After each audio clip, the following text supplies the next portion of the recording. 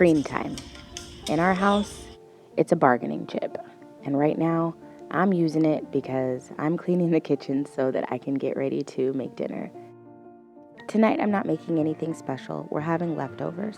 On Sunday, I made a pork roast, and today I'm going to shred it up. And since it's Tuesday, I decided that I would make carnitas tacos, which I do only on rare occasion. So if you don't make your tacos this way, or if you've never tried them this way, I hope that this is an easy leftover dinner recipe idea for you.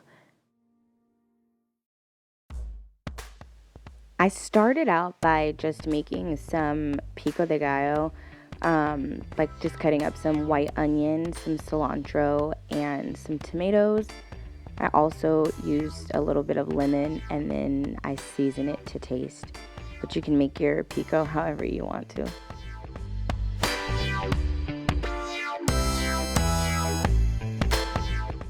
Next, I cut up just some cilantro and onion.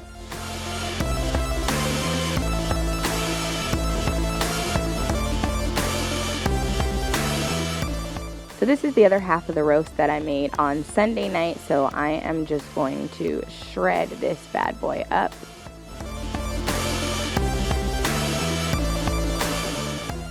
And I got some smaller shell tacos. These are not the street size, but they're like a little bit bigger.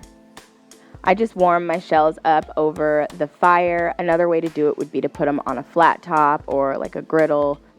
And if you're outside, you can even slap them on the grill.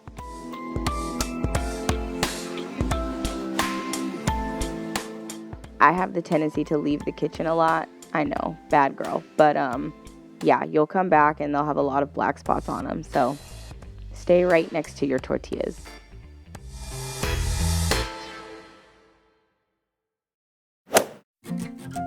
And there it is there, guys. Shredded pork tacos.